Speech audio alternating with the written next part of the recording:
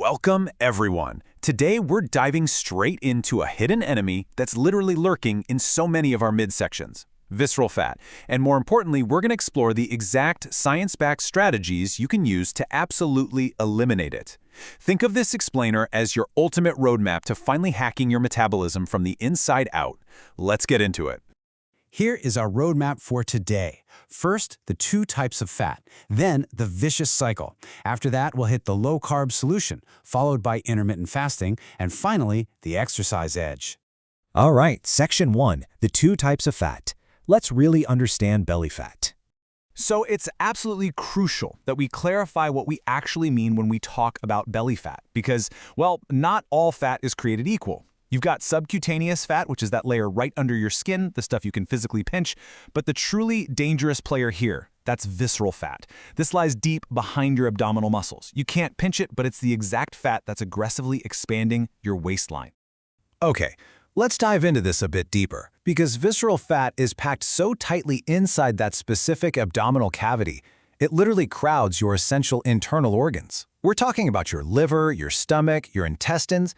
Imagine trying to cram extra packing material inside a box that's already completely full. The pressure has nowhere to go. This intense physical crowding of your vital organs is the very first reason this type of fat is just so detrimental to your health. Moving right along to Section 2, the vicious cycle. Here's why visceral fat is so incredibly dangerous. You see, that physical crowding is really just the tip of the iceberg. Visceral fat isn't just inert padding sitting there. It actually acts like a toxic rogue organ that's just set up shop in your belly.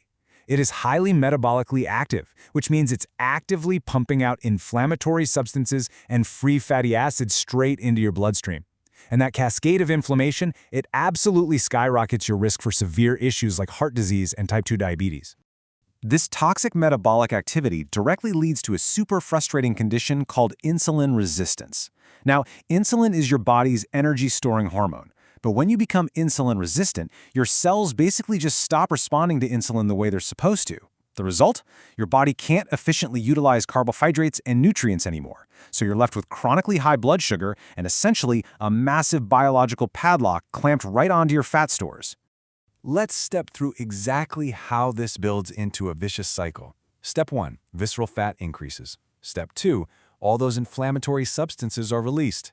Step 3, insulin resistance develops. And step 4, this is the real trap. Those chronically high insulin levels literally, chemically block the release of fat from your cells.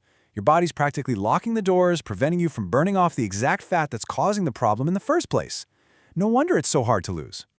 So, with your own body actively fighting against you and trapping you in this frustrating loop, the big question is, how on earth do we forcefully break this vicious cycle? How do we finally unlock the doors to those fat cells? That brings us to Section 3, the low-carb solution. It's time to disrupt the cycle. Fortunately, we have an incredible, science-backed tool to break this biological loop. And it all starts with what we put on our plates. When we look at the 3 macronutrients that fuel our bodies, carbohydrates cause the absolute most significant spike in your blood sugar. Protein sits right in the middle with a moderate impact. But fats cause practically zero rise in blood sugar. So here is the crucial takeaway. By shifting to a low-carb, high-fat, moderate-protein diet, you put a hard stop to those constant blood sugar and insulin spikes. You're actively reducing the amount of work your insulin has to do. And that instantly drops your body into the exact low insulin state you desperately need to unlock those cells and finally release that stored visceral fat. Now, I know what you might be thinking. Low carb means I have to eat 0 carbs and be miserable, right? Actually, scratch that. The magic number backed by research is surprisingly doable, 43%. You can see incredible fat loss results even when carbs make up 43% of your daily calories.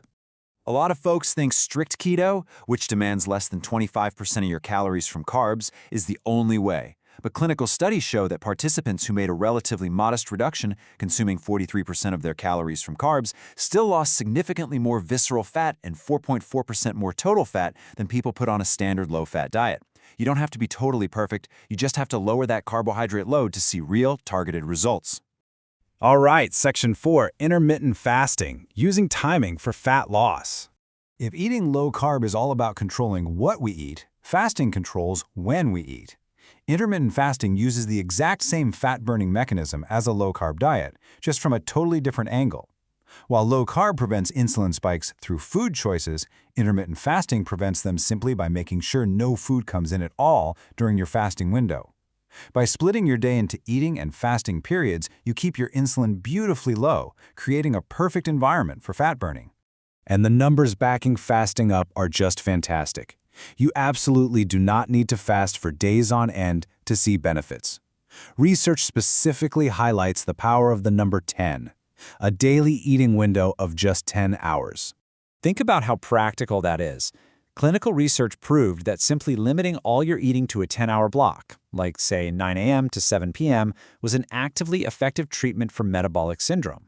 And remember, metabolic syndrome is that dangerous cluster of conditions driven entirely by that stubborn inflammatory belly fat.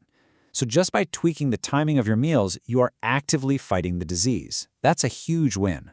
To show you just how fast this can work, a 2016 review study focusing on older women showed undeniable results after only 4 weeks of fasting. They reduced their total body weight, lowered their BMI, significantly decreased their waist circumference, which means that nasty visceral fat was shrinking, and successfully prevented common metabolic disorders. Timing is just incredibly potent. Let's move to our final section, Section 5, the exercise edge, moving to burn fat. Now that we've dialed in diet and timing, let's talk movement. Getting regular exercise gives you incredible metabolic advantages. Weightlifting and resistance training wonderfully improve your insulin sensitivity, helping your body respond to insulin correctly again. And it gets even better. Those benefits multiply when you combine lifting with aerobic exercises. Biking, swimming, or hitting the treadmill are highly effective ways to build a completely bulletproof routine. But here is a truly fascinating detail from the research. We often hear about the slow, steady fat-burning zone, right? Well, if your specific, laser-focused goal is targeting visceral fat directly, aerobic exercise actually has the absolute edge, but only if you do it at a moderate to high-intensity level. Pushing your heart rate up through vigorous cardio tells your body to bypass the easy stuff and tap straight into those deep, stubborn, visceral stores for fuel. So, bringing all of this together, here is your most efficient, actionable roadmap. First, attack the fat using your dietary tools. Implement a 10-hour intermittent fasting window and adopt a low-carb diet.